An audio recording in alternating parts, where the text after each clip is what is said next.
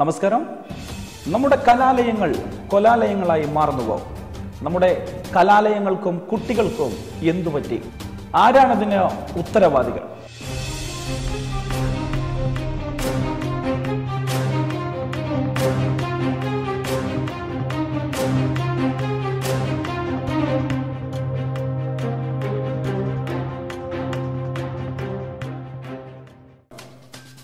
കഞ്ചാവ് മാഫിയയുടെയും മയക്കുമരുന്ന് റാക്കറ്റുകളുടെയും വിപണന കേന്ദ്രമായി മാറി നമ്മുടെ കലാലയങ്ങൾ എന്ന അല്പം വിഷമത്തോടെയാണെങ്കിലും പറയാതിരിക്കാൻ സാധിക്കില്ല. കാരണം അത്തരത്തിലുള്ള വാർത്തകളാണ് ഓരോ ദിവസവും നമ്മെ തേടി വരുന്നത്. മുഴുവൻ ആളുകളും ഈ വീഡിയോ അവസാനം വരെ കാണണം എന്ന് അഭ്യർത്ഥിക്കുകയാണ്. കാരണം ഈ വാർത്ത നിങ്ങൾക്ക് വേണ്ടിയല്ല, നിങ്ങളുടെ മക്കൾക്ക് വേണ്ടിയാണ്. കാഞ്ഞങ്ങാട് മേഖലയിലെ സാമൂഹ്യ സാംസ്കാരിക മേഖലകളിൽ നിറഞ്ഞു നിന്ന രണ്ട് വ്യക്തിത്വങ്ങൾ, എം ബി മൂസയും ഡോക്ടർ അഹമ്മദും. വരും തലമുറയുടെ വിദ്യാഭ്യാസ സ്വപ്നങ്ങൾക്ക് ചിറകുമുളപ്പിച്ചുകൊണ്ട് 50 വർഷങ്ങൾക്ക് മുമ്പ് ദീർഘവീക്ഷണത്തോടു കൂടി ഈ രണ്ട് മഹാത്മാക്കളുടെ അഹോരാത്രമായ പരിശ്രമങ്ങൾക്കൊടുവിൽ ഒരു ജനതയുടെ സ്വപ്ന സാക്ഷാത്കാരമായി ഉയർന്നു വന്ന സരസ്വതി ക്ഷേത്രം, കാഞ്ഞങ്ങാടിലെ ഇക്ബാൽ ഹയർ സെക്കൻഡറി സ്കൂൾ. വിദ്യാഭ്യാസ വിപ്ലവം തീർത്തുകൊണ്ട് ഒരു ജനതയെ അറിവിന്റെ തിരുമുറ്റത്തേക്ക് കൈപിടിച്ചുയർത്തിയ ചരിത്രത്തിൽ മായ്ക്കാനാവാത്ത ഒരു വലിയ നാമമുണ്ട് ഇക്ബാൽ ഹയർ സെക്കൻഡറി സ്കൂൾ എന്ന. ജില്ലക്കകത്തും പുറത്തും പ്രശസ്തനായ ഡോക്ടർ കുഞ്ഞഹമ്മദ് അടക്കമുള്ള ഒട്ടനവധി പ്രഗത്ഭരും പ്രശസ്തരുമായ വ്യക്തിത്വങ്ങളെ വാർത്തെടുത്ത ഒരു സാംസ്കാരിക കേന്ദ്രം അതായിരുന്നു ഇക്ബാൽ ഹയർ സെക്കൻഡറി സ്കൂൾ. ഒരുപക്ഷെ പാർശ്വവൽക്കരിക്കപ്പെട്ടു പോകുമായിരുന്ന ഒരു ജനതയെ ഒരു വലിയ കുതിച്ചുചാട്ടത്തിന് പ്രാപ്തമാക്കിയ ഒരു കലാലയം അതാണ് ഇക്ബാൽ ഹയർ സെക്കൻഡറി സ്കൂൾ. എന്നാൽ ആ സ്കൂളിൽ 2 ദിവസങ്ങൾക്ക് മുമ്പ് അരങ്ങേറിയ രംഗങ്ങൾ കേരളത്തിലെ മനുഷ്യ മനസാക്ഷിയെ ഞെട്ടിപ്പിക്കുന്നതായിരുന്നു. സ്വന്തം സഹപാഠിയെ ക്ലാസ് മുറിയിലിട്ട് തന്റെ കൂടെ പഠിക്കുന്ന വിദ്യാർത്ഥിനികളുടെ മുമ്പിൽ വെച്ച് മാരകായുധങ്ങളുമായി തെരുവ് ചട്ടമ്പികളും ഗുണ്ടകളുമൊക്കെ നാണിപ്പിക്കുന്ന രീതിയിൽ വിദ്യാർത്ഥികൾ തന്റെ സഹപാഠിയെ ക്രൂരമായി മർദ്ദിക്കുന്ന രംഗങ്ങൾ, ആ രംഗങ്ങളുടെ CCTV ദൃശ്യമാണ് നിങ്ങളിനി കാണാൻ പോകുന്നത്. ഈ ദൃശ്യം കണ്ടിട്ട് നിങ്ങൾ തീരുമാനിക്കൂ, ഇവരെ എന്തു പേരിട്ട് വിളിക്കണം? ഇത്തരം മാരകമായ അക്രമങ്ങൾ കാട്ടിക്കൂട്ടാൻ ഇവരെ പ്രേരിപ്പിച്ച ഘടകം എന്താണെന്ന് നിങ്ങൾ തീരുമാനിക്കൂ.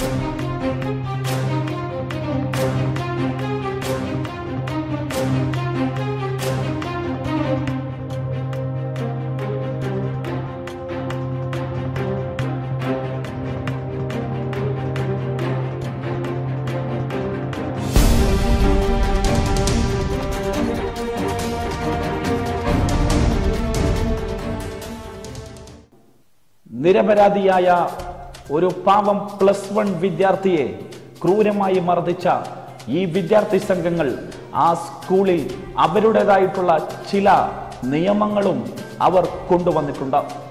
ജൂനിയേഴ്സ് ഷൂ ധരിക്കാൻ പാടില്ല, താടി വളർത്താൻ പാടില്ല, മുടി സീനിയേഴ്സിന്റെ ഇഷ്ടത്തിനനുസരിച്ച് മാത്രമേ വെട്ടിയൊതുക്കാൻ പാടുള്ളൂ, തൻ്റെ ക്ലാസ്സിലെ സഹപാഠിയായ വിദ്യാർത്ഥിനികളോട് സംസാരിക്കാൻ പാടില്ല എന്നു മാത്രമല്ല, സീനിയർ വിദ്യാർത്ഥികൾ കഴിക്കുന്ന ഭക്ഷണത്തിന്റെ കാശ് പോലും +1 വിദ്യാർത്ഥികൾ കൊടുക്കണമെന്ന അത്ഭുതാവഹമായ തീരുമാനങ്ങളാണ് ഇവർ അവിടെ നടപ്പാക്കിക്കൊണ്ടിരുന്നത്. ആരെങ്കിലും ഈ തീരുമാനം ലംഘിക്കുകയാണെങ്കിൽ അവർക്കുള്ള ശിക്ഷ ഇവർ തന്നെ വിധിക്കും ഈ രൂപത്തിൽ. സംഭവ ദിവസം രാവിലെ മുതൽ ഇരുവിഭാഗങ്ങളും +1, +2 വിദ്യാർത്ഥികൾ തമ്മിൽ നേരിയ തരത്തിലുള്ള സംഘർഷങ്ങളും വാക്കേറ്റങ്ങളും ഉണ്ടായിരുന്നതായി സ്കൂൾ അധികൃതരും ദൃക്സാക്ഷികളും വിവരിക്കുന്നു. എന്നാൽ സ്കൂൾ മാനേജ്മെന്റിന്റെയും അധ്യാപകരുടെയും കൃത്യമായ ഇടപെടലിന്റെ അടിസ്ഥാനത്തിൽ ഇരുവിഭാഗങ്ങളെയും ഇവർ ഇരുവിഭാഗങ്ങളിലേക്കായി മടക്കി അയക്കുന്നു. രാവിലെ നടന്ന അടിപിടിയിൽ പങ്കാളികളായ വിദ്യാർത്ഥികളെ വിളിച്ച് അധ്യാപകരും PTA അധികൃതരും സംസാരിക്കുന്നതിനിടയിലാണ് ഈ സംഭവങ്ങൾ അരങ്ങേറുന്നത്. +1, +2 വിദ്യാർത്ഥികൾ തമ്മിൽ പരസ്പരം ആക്രമിക്കുകയും അധ്യാപകരുടെ ഇടപെടൽ മൂലം ഇരുവിഭാഗങ്ങളിലേക്ക് പോവുകയും ചെയ്തു. അപ്പോഴാണ് പാവം മുബഷിർ, +1 വിദ്യാർത്ഥിയായ മുബഷിർ ക്ലാസ്സിൽ ഭക്ഷണം കഴിച്ചുകൊണ്ടിരിക്കുന്നതായി കാണുന്നത്.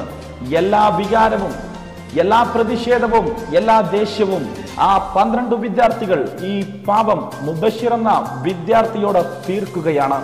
കയ്യിൽ കിട്ടിയ കസേരയും ഡെസ്കും മാരകമായ ആയുധങ്ങളും കോമ്പസും അടക്കം ഉപയോഗിച്ചുകൊണ്ട് ഇവർ മുബഷിറിനെ അടിച്ച് വീഴ്ത്തുകയാണ്. അല്ല, കസേര കൊണ്ട് തല കടിക്കുകയാണ്. ഒരുപക്ഷെ ദൃശ്യങ്ങളിൽ നിന്ന് നമുക്ക് മനസ്സിലാക്കാൻ സാധിക്കും, യൂണിഫോം ധരിച്ച വിദ്യാർത്ഥികൾ മാത്രമല്ല, കളർ വസ്ത്രധാരികളായ വിദ്യാർത്ഥികളടക്കം ഒരു സ്കൂളിന്റെ ക്ലാസ് റൂമിലേക്ക് കയറിക്കൊണ്ട് ഒരു പാവം വിദ്യാർത്ഥിയെ മാരകമായ രീതിയിൽ കയ്യേറുന്ന ഒരു രംഗം. പാവം ഒന്നും അറിയാത്ത മുബഷിർ താഴെ +1, +2 വിദ്യാർത്ഥികൾ തമ്മിൽ അടി നടക്കുമ്പോഴും ഒന്നും അറിയാതെ ക്ലാസ്സിലിരിക്കുകയായിരുന്ന മുബഷിർ, വലിയ പരിചയം പോലുമില്ലാത്ത സീനിയർ വിദ്യാർത്ഥികൾ കസേരയെടുത്ത് തലക്കടിച്ചപ്പോൾ ഒന്ന് പ്രതികരിക്കാൻ പോലും സാധിക്കാതെ, ഞാൻ ചെയ്ത തെറ്റെന്താണെന്ന് പോലും ചോദിക്കാൻ കഴിയാതെ പാവം അവിടെ വീഴുകയാണ്. ദൃശ്യങ്ങളിൽ നിന്നും നമുക്കത് വ്യക്തമാണ്. ഈ വിഷയത്തിൽ സ്കൂൾ അധികൃതരുടെ പരാതിയിൽ 26 പേർക്കെതിരെയും മുബഷിറിന്റെ പരാതിയിൽ 12 പേർക്കെതിരെയും കേസെടുത്തതായിട്ടാണ് ഇപ്പോൾ വിവരങ്ങൾ അറിയാൻ സാധിക്കുന്നത്. ജാമ്യമില്ലാ വകുപ്പുകൾ പ്രകാരവും റാഗിങ്ങുമായി ബന്ധപ്പെട്ടിട്ടുള്ള വകുപ്പുകൾ ചുമത്തിയും ഈ 12 വിദ്യാർത്ഥികൾക്കെതിരെ കേസെടുത്തിട്ടുണ്ട്.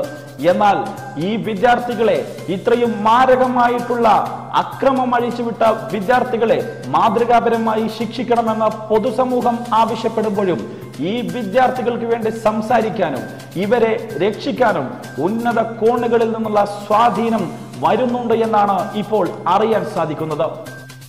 കേസ് ഒതുക്കി തീർക്കാൻ തൽപര കക്ഷികളും രാഷ്ട്രീയവും തുടങ്ങിയ സ്വാധീനം ഉപയോഗിച്ചുകൊണ്ട് മുബഷിറിനെയും കുടുംബത്തെയും ഇടനിലക്കാർ വഴി ബന്ധപ്പെട്ടുകൊണ്ടിരിക്കുകയാണ്. കേസ് ഒതുക്കി തീർക്കാൻ 3 ലക്ഷം വരെ ഓഫർ ചെയ്തതായിട്ടാണ് ഇതിനകം അറിയാൻ സാധിച്ചിട്ടുള്ളത്. പക്ഷേ മുബഷിറിന്റെ കുടുംബാംഗങ്ങൾ ഇതുവരെയും ഒരു തരത്തിലുള്ള ഒത്തുതീർപ്പിനും തയ്യാറായിട്ടില്ല എന്നും അറിയാൻ സാധിക്കുന്നു.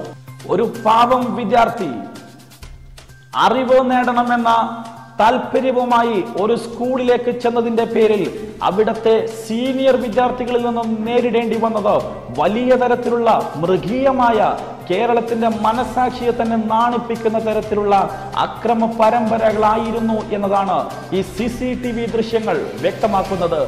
ഇത് കേരളത്തിലാണ് എന്നതുകൊണ്ട് തന്നെയാണ് ഇത്രയും അധികം നമ്മൾ ചർച്ച ചെയ്യേണ്ടിയും വരുന്നത്. എന്നാൽ സ്കൂൾ അധികൃതർ ഈ വിഷയത്തോട് പ്രതികരിച്ചത് ഇങ്ങനെയാണ്. റാഗിങ് മുൻകാലങ്ങളുടെ അപേക്ഷിച്ച് വളരെ കുറവാണ്. ഇത് വളരെ അച്ചടക്കത്തോടെ കൂടിയാണ് ഈ ലാസ്റ്റ് ടൈം വരെ പോയത്. എന്തെന്നറിയില്ല, പെട്ടെന്ന് സ്കൂളിൽ ഒരു ഷൂട്ട് വന്ന പ്രശ്നമാണ് ഇത്ര രൂക്ഷമായത്. ഞങ്ങൾ സ്കൂളിലുള്ള സമയത്ത് തന്നെ ആയിരുന്നു ഈ സംഭവം. പെട്ടെന്ന് ഇവർ വയലൻ്റായി +2 കുട്ടികൾ ഓടിക്കേറി +1 കുട്ടികളെ ആക്രമിക്കുകയായിരുന്നു. അത് ദൈവത്തിന്റെ മൂന്നാം കണ്ണുകളായിരുന്നു എന്ന് വേണം നമ്മൾ അനുമാനിക്കാൻ. കാരണം CCTV ദൃശ്യങ്ങൾ പുറത്തു വന്നതോടുകൂടിയാണ് ഈ മാരകമായ രംഗങ്ങൾ, മൃഗീയമായ രംഗങ്ങൾ നമുക്ക് അറിയാൻ സാധിച്ചത്. അല്ലെങ്കിൽ സംസ്ഥാനത്തിനകത്തെ 100 കണക്കിന് സ്കൂളുകളിൽ നടക്കുന്ന അത്തരമൊരു സ്ഥിതിവിശേഷത്തിലേക്ക് ആരും അറിയാത്ത രീതിയിൽ ഈ രംഗവും മാഞ്ഞേനെ, മറഞ്ഞേനെ. അതായത് ഇന്നത്തെ ഈ സംഭവത്തെ പറ്റിയിട്ട് ഇത് അങ്ങനെ വലിയ ഒരു പർവ്വതീകരിച്ച് കാണിക്കുവാൻ വളരെയധികം ആവേശം കാണിക്കുന്ന ഇതിൻ്റെ എതിരാളികൾ എന്നാണ് ഞങ്ങൾ വിചാരിക്കുന്നത്. അങ്ങനെയുള്ള ഒരു സംഭവം ഇവിടെ നടക്കുന്നുണ്ട്. കാരണം പല സ്കൂളുകളിലും ചെറിയ ചെറിയ സംഭവങ്ങളൊക്കെ ഉണ്ടാവാറുണ്ട്. ഇവിടെയും ഉണ്ടായിട്ടുണ്ട്, മിനിഞ്ഞാന്നും ഇവിടെ ഉണ്ടായിട്ടുണ്ട്. പക്ഷേ അത് ഒരു വലിയ ഒരു സംഭവമാക്കി മാറ്റി സോഷ്യൽ മീഡിയയിൽ വൈറലാക്കാൻ വേണ്ടി അതിൻ്റെ വീഡിയോ ക്ലിപ്പ് വരെ അത് എങ്ങനെ പുറത്തു പോയെന്ന് ഞങ്ങൾക്ക് തന്നെ അറിയില്ല. അത് ഒരു പ്രചരണം നടത്തുകയാണ്. പ്രത്യേകിച്ച് ഒരു 50ാം വാർഷികം കൊണ്ടാടുവാൻ വേണ്ടിക്ക് നമ്മളൊക്കെ ഇവിടെ വളരെയധികം ഉത്സാഹപൂർവ്വം ഇതിൻ്റെ ഓൾഡ് സ്റ്റുഡൻസും നാട്ടുകാരും ഇതിൻ്റെ മാനേജ്മെൻറ്റും PTAയും എല്ലാം കൂടെ ശ്രമിക്കുന്ന ഒരു സമയത്ത് ഇങ്ങനെയുള്ള ഒരു ഇഷ്യൂ ഉണ്ടാക്കിയിട്ട് നമ്മുടെ പ്രവർത്തനത്തിന് അത് വളരെയധികം സ്ലോ ഉണ്ടാക്കുവാൻ വേണ്ടിയുള്ള ഒരു പ്രയത്നമാണ് അവർ ചെയ്യുന്നുള്ളത്. അല്ലാതെ ഈ സോഷ്യൽ മീഡിയയിൽ കാണുന്നത് പോലെ ഒരു വലിയ ഒരു സംഭവമൊന്നും ഇന്ന് ഇക്ബാൽ ഹൈസ്കൂളിനെ സംഭവിച്ചിട്ടില്ല. അത് ഇവിടുത്തെ നാട്ടുകാർക്കും അറിയാം, ഇവിടെയുള്ള അധ്യാപകർക്കും അറിയാം, എല്ലാവർക്കും അറിയാം. പക്ഷേ ഇതിനെ ഏതോ തരത്തിൽ, എന്തെങ്കിലും തരത്തിൽ ഇതിനെ ഒരു ബുദ്ധിമുട്ടുണ്ടാക്കുക എന്നുള്ള നിലയിലാണ് ഈ സന്ദർഭങ്ങളൊക്കെ ഇപ്പോൾ ഉണ്ടായിട്ടുള്ളത്. ഇതിൻ്റെ പിന്നിൽ ആരാണെന്നോ ഏതാണെന്നുള്ള കാര്യമൊന്നും ഞങ്ങൾക്ക് വ്യക്തമല്ല. പക്ഷേ എന്തെങ്കിലുമായിട്ട് നടക്കുന്നുണ്ട്. അതുകൊണ്ട് നമ്മൾക്ക് പറയാനുള്ളത്, പുറത്ത് അറിയുന്നത് പോലെ, അതായത് സോഷ്യൽ മീഡിയയിൽ നിങ്ങൾ കാണുന്നത് പോലെ അതിൻ്റെ ഒരു 10-20% മാത്രമേ ഇവിടെ നടന്നിട്ടുള്ളൂ. പല സ്കൂളുകളിലും, സ്കൂളിൻ്റെ പേര് ഞാൻ പറയുന്നില്ല, വളരെയധികം പ്രശ്നങ്ങൾ ഉണ്ടാവാറുണ്ട്. അതൊന്നും ഒരു ന്യൂസ് ആവാതെ ഏതെങ്കിലും തരത്തിൽ ഇക്ബാൽ ഹൈസ്കൂളിൻ്റെ അടുത്ത് എന്തെങ്കിലും ഒരു ചെറിയ പുറത്തുള്ള ആൾക്കാർ, അതായത് സ്കൂളുമായിട്ട് ബന്ധമില്ലാത്ത എന്തെങ്കിലും തരത്തിലുള്ള സംഭവ വികാസങ്ങൾ നടന്നു കഴിഞ്ഞാൽ അത് സ്കൂളിൻ്റെ പേരിൽ ചാർത്തിയിട്ട് അത് ഇക്ബാൽ ഹൈസ്കൂളുമായിട്ട് ബന്ധപ്പെട്ടിട്ട് വളരെയധികം ഒരു അപവാദങ്ങൾ ഉണ്ടാക്കുന്ന ഒരു പ്രതീതി ഇവിടെ ഇപ്പോൾ നിലനിൽക്കുന്നുണ്ട്. അത് പലരും ഇത് ചെയ്യുന്നുണ്ട്. അതിൻ്റെ ശരിയായ വശങ്ങൾ ഞങ്ങൾ അന്വേഷിക്കുന്നുണ്ട്. ഏതായാലും ഈ ഒരു സംഭവത്തിൻ്റെ അടിസ്ഥാനത്തിൽ നമ്മൾ നാട്ടുകാരും PTAയും മാനേജ്മെൻറ്റും എല്ലാം ഒത്തുകൂടിയിട്ട് ഒരു യോഗം വിളിച്ചിട്ട് ഇതിന് ഒരു അറുതി വരുത്തുന്നതിൽ ഒരു സംശയമില്ല. ഇതങ്ങോട്ട് മുമ്പോട്ട് പോകാൻ അനുവദിക്കുകയില്ല. ഇനി അഥവാ അങ്ങനെ ഇവിടെ നടന്നിട്ടുണ്ടെങ്കിൽ ആ കുട്ടിയുടെ പേരിൽ വളരെയധികം കർശനമായ നടപടി ഉണ്ടായിരിക്കും. അതിന് യാതൊരു സംശയവുമില്ല. ഇന്ന് നമ്മുടെ ഈ സ്കൂളിനെ കുറിച്ച് പുറം ലോകത്ത്, പ്രത്യേകിച്ചും സോഷ്യൽ മീഡിയയിൽ കൂടിയൊക്കെ വളരെ മോശമായ രീതിയിലുള്ള ഒരു പ്രചരണം നമ്മുടെ ഈ സ്കൂളിനെ അനുബന്ധിച്ച് വന്നുകൊണ്ടിരിക്കുകയാണ്. യഥാർത്ഥത്തിൽ ഇത്തരം പ്രചരണങ്ങൾ നടത്തുന്നവരുടെ ഒരു ഉദ്ദേശം ഈ സ്കൂളിനെ തകർക്കുക എന്നതാണ്. ഇത്രമാത്രം കുലുഷിതമായ ഒരു പ്രശ്നമൊന്നും ഈ സ്കൂളിന് നിലവിൽ ഇല്ല എന്നതാണ് യാഥാർത്ഥ്യം. ആ യാഥാർത്ഥ്യങ്ങൾ മനസ്സിലാക്കിക്കൊണ്ട് ഈ വരുന്ന കാലങ്ങളിലും ഈ സ്കൂൾ ഇവിടെ വളരെ സുന്ദരമായിക്കൊണ്ട് തന്നെ നിലനിൽക്കണം എന്ന ആഗ്രഹത്തോടു കൂടി ഈ നാട്ടുകാർ മുഴുവനും ഈ സ്കൂളിൻ്റെ പുറകിൽ, ഈ സ്കൂളിൻ്റെ പ്രവർത്തനങ്ങളുമായി മുന്നോട്ട് പോകുമ്പോൾ അതിനെ തകർക്കാൻ ശ്രമിക്കുന്ന ശക്തികളെ കരുതിയിരിക്കണം എന്ന് മാത്രമേ എനിക്ക് ഈ അവസരത്തിൽ പറയാനുള്ളൂ. +1, +2 വിദ്യാർത്ഥികളെ സംബന്ധിച്ചിടത്തോളം ഒരു വർഷം അവർക്ക് വേണ്ട എല്ലാ കൗൺസിലിങ്ങും അവരുടെ രക്ഷിതാക്കളെ വിളിച്ചിട്ടും മറ്റും അവർക്ക് വേണ്ട എല്ലാ ഉപദേശങ്ങളും നാട്ടുകാരും PTAയും യതീംഖാന കമ്മിറ്റി അടക്കം ഇവർക്ക് നിർദ്ദേശം കൊടുത്തിരുന്നെങ്കിലും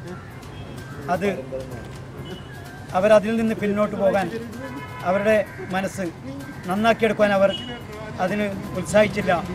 എന്തായാലും ഇന്നും മനസ്സിലാവാത്ത രീതി ഈ CCTV ദൃശ്യങ്ങൾ എങ്ങനെ പുറത്തു വന്നു എന്നതാണ്. ഈ CCTV ദൃശ്യങ്ങൾ കണ്ടുകൊണ്ട് നിങ്ങൾക്ക് എന്തെങ്കിലും ഒരു തരത്തിലുള്ള ചിന്ത വരുന്നുണ്ടെങ്കിൽ, വെറും 18 വയസ്സുള്ള +2 പഠിക്കുന്ന വിദ്യാർത്ഥികൾക്ക് തന്റെ സഹപാഠിയെ യാതൊരു ദാക്ഷിണ്യവുമില്ലാതെ കസേരയും ഡെസ്കും കോമ്പസും ഒക്കെ ഉപയോഗിച്ചുകൊണ്ട് സാധാരണ രീതിയിലുള്ള ഒരു മനോഭാവവുമായി തന്റെ സഹപാഠിയെ ആക്രമിക്കാൻ സാധിക്കില്ല എന്ന് നിങ്ങൾക്ക് തോന്നുന്നുണ്ടെങ്കിൽ നിങ്ങളൊരു വിചിന്തനത്തിന് ഇവിടെ തയ്യാറാവണം. ഇത് കേവലം ഒരു സ്കൂളിലെ കഥ മാത്രമല്ല എന്നും മാറിയ കലാലയത്തിന്റെ സാഹചര്യമാണ് എന്നും നാം തിരിച്ചറിയാൻ ഇനിയും വൈകിക്കൂടാ. ഈ ദൃശ്യങ്ങൾ വിരൽ ചൂണ്ടുന്നത് കേവലം ഒരു സ്കൂളിലേക്ക് മാത്രമാവരുത്, മറിച്ച് മാറിയ കലാലയത്തിന്റെ സാഹചര്യത്തിലേക്ക് മാത്രമായിരിക്കണം. അവിടേക്ക് ഓരോ രക്ഷിതാവിന്റെയും ഓരോ നാട്ടുകാരന്റെയും ഓരോ പൗരന്റെയും കണ്ണുകൾ സദാ ജാഗരൂകരായിരിക്കേണ്ട സമയം വളരെ അതിക്രമിച്ചു എന്നാണ് ഞങ്ങൾ നടത്തിയ അന്വേഷണത്തിൽ മനസ്സിലാക്കാൻ സാധിച്ചത്. ഞങ്ങൾ നടത്തിയ അന്വേഷണത്തിൽ മനസ്സിലായത് പുതുതലമുറയിലെ കുട്ടികൾ കഞ്ചാവടക്കമുള്ള ലഹരി പദാർത്ഥങ്ങൾ ഉപേക്ഷിച്ചുകൊണ്ട് മെഡിക്കൽ സ്റ്റോറുകളിലടക്കം ലഭ്യമായ ലഹരി ഗുളികകളിലേക്ക് നമ്മുടെ യുവത്വം മാറിയിരിക്കുന്നു എന്നുള്ള ഞെട്ടിക്കുന്ന വിവരങ്ങളാണ് നിങ്ങൾക്ക് മുമ്പിൽ ഞങ്ങൾക്ക് വെക്കാനുള്ളത്. നിങ്ങളുടെ കണ്ണുകൾ തുറക്കുക തന്നെ വേണം. സുലഭമായി ലഭിക്കുന്നു എന്നതുകൊണ്ടും ഉപയോഗിക്കാൻ വളരെ എളുപ്പമാണ് എന്നതുകൊണ്ടും കയ്യിൽ കൊണ്ടു നടക്കാനും വളരെ എളുപ്പമാണ് എന്നതുകൊണ്ട് തന്നെ ഈ ലഹരി ഗുളികകൾക്ക് നമ്മുടെ കൗമാരക്കാർക്കിടയിൽ പ്രിയങ്കം ഏറുകയാണ്. കഞ്ചാവ് പോലുള്ള ലഹരി പദാർത്ഥങ്ങൾ ഉപേക്ഷിച്ചുകൊണ്ട് ഇത്തരം ലഹരി ഗുളികകളിലേക്ക് നമ്മുടെ യുവത്വം മാറിയിരിക്കുന്നു. 150 ഡോസുള്ള നീല നിറത്തിലുള്ള പ്രിഗാലിൻ, മഞ്ഞ നിറത്തിലുള്ള മാക്സ് ഗാലിൻ തുടങ്ങിയ ഗുളികകളാണത്രേ ഇന്നത്തെ കൗമാരപ്രായക്കാർക്ക് ഏറ്റവും ഇഷ്ടം. 150 ഡോസ് വരുന്ന ഈ 4 ഗുളികകൾ നമ്മുടെ കൗമാരക്കാർ ഉപയോഗിച്ചു കഴിഞ്ഞാൽ ഒരു ദിവസത്തേക്കുള്ള എനർജിയും ശരീരത്തെയും മനസ്സിനെയും ഉത്തേജിപ്പിക്കുന്ന വലിയ ഒരു ആനന്ദ നിർവൃതിയിലേക്ക് അവർ ചേക്കേറുമത്രേ. ഈ ഗുളിക കഴിച്ചതിന് ശേഷം ചൂടുള്ള വസ്തുക്കൾ കഴിക്കുന്നതോടുകൂടി ഈ ഗുളിക പ്രവർത്തിക്കാൻ തുടങ്ങുകയാണ്. പിന്നീട് എന്തും ചെയ്യാനുള്ള മാനസികാവസ്ഥയിലേക്ക് കൗമാരക്കാർ മാറുന്നു. മംഗലാപുരത്തെ മെഡിക്കൽ സ്റ്റോറുകളിൽ സുലഭമായി ലഭിക്കുന്ന 10 ഗുളികകൾ അടങ്ങിയ ഒരു സ്ട്രിപ്പിന് വെറും 200 രൂപയാണ് വില. അത് അതിർത്തി കഴിഞ്ഞ് കേരളത്തിലേക്ക് എത്തുമ്പോൾ അതിന് മാർക്കറ്റും കൂടുകയാണ്. 600 രൂപ മുതൽ 1000 രൂപയ്ക്ക് വരെ നമ്മുടെ കൗമാരക്കാർ വാങ്ങാൻ റെഡിയായി നിൽക്കുമ്പോൾ അത് കൃത്യമായി എത്തിച്ചു കൊടുക്കാനുള്ള ഏജന്റുമാരും നമ്മുടെ നാട്ടിൽ ഇപ്പോൾ സുലഭമാണ്. നാഷണൽ ന്യൂസ് അധ്യാപകർക്കിടയിൽ നടത്തിയ രഹസ്യ സർവേയിൽ മനസ്സിലാക്കിയത് ഇതിനേക്കാളും ഭയാനകമായിട്ടുള്ള വിവരണങ്ങളാണ്. ചില കുട്ടികൾ ഉച്ചയ്ക്ക് മുമ്പും ഉച്ചയ്ക്ക് ശേഷവും വലിയ രീതിയിലുള്ള മാറ്റം പ്രകടിപ്പിക്കുന്ന കുട്ടികളാണ് ഞങ്ങൾക്ക് മുമ്പിൽ ഇരിക്കുന്നതെന്ന് തുറന്നു പറയേണ്ടി വരുന്ന അധ്യാപക വൃത്തങ്ങൾ. ഉച്ചയ്ക്ക് ശേഷം രാവിലെ ഇരുന്ന സ്റ്റുഡന്റ് അല്ല ഞങ്ങൾക്ക് മുമ്പിൽ ഇരിക്കുന്നത്.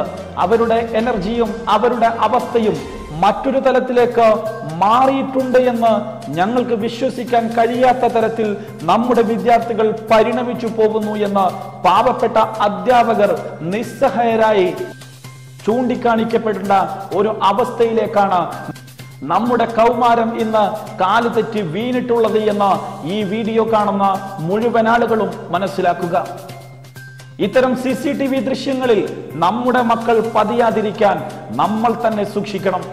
ആരാണ് നമ്മുടെ മക്കൾ ഇത്തരം ചതിക്കുഴികളിലേക്ക് വീഴുമ്പോൾ അതിനുള്ള ഉത്തരവാദികൾ എന്ന് നമ്മൾ അന്വേഷിച്ചു നടക്കുമ്പോൾ ഒരു പക്ഷേ ന്യായത്തിനു വേണ്ടി നമുക്ക് അധ്യാപകരെയും സ്കൂൾ മാനേജ്മെന്റിനെയും നമുക്ക് കുറ്റപ്പെടുത്താം. പക്ഷേ നമ്മൾ അറിയാത്ത ഒരു സേഫ് സോണിലേക്ക് ഒതുങ്ങിപ്പോകുന്ന ഒരു വിഭാഗമുണ്ട്. രക്ഷിതാക്കൾ എന്ന് പേരിട്ട് വിളിക്കുന്ന ഒരു വിഭാഗം. ഒരു വിദ്യാർത്ഥിയെ സംബന്ധിച്ചിടത്തോളം ആ വിദ്യാർത്ഥിയുടെ ആദ്യത്തെ ഗുരുകുലം അത് കുടുംബമാണ്. അവനെ സംബന്ധിച്ചിടത്തോളം ആദ്യത്തെ ഗുരു അത് മാതാപിതാക്കളും സംസ്കാരവും ശീലങ്ങളും അവിടെ നിന്നും തന്നെ തുടങ്ങുന്നു. അതുകൊണ്ട് നമ്മുടെ കുട്ടികൾ അവർ ചതിക്കുഴികളിലേക്ക് വീഴാതിരിക്കാൻ 2 കണ്ണുകളും തുറന്നിരിക്കേണ്ടത് നമ്മൾ ടിവിയിലെ സീരിയലുകൾക്ക് മുമ്പിലല്ല, മൊബൈലുകളിലെയും ടാബ്ലറ്റുകളിലെയും വിഷ്വലുകൾക്ക് മുമ്പിലല്ല, നമ്മളുടെ മക്കളുടെ മുഖത്തേക്കുള്ള തുറന്ന കണ്ണാടിയായി മാറാൻ നമ്മുടെ രക്ഷിതാക്കൾക്ക് സാധിക്കണം. അങ്ങനെ സാധിച്ചാൽ മാത്രമേ നമ്മുടെ കൗമാരക്കാരെ ഇത്തരം ചതിക്കുഴികളിൽ നിന്നും നമുക്ക് തിരിച്ചു കൊണ്ടുവരാനും ഈ ചതിക്കുഴികളിൽ വീഴാതെ രക്ഷപ്പെടുത്താനും നമുക്ക് സാധിക്കുകയുള്ളൂ. News desk national news.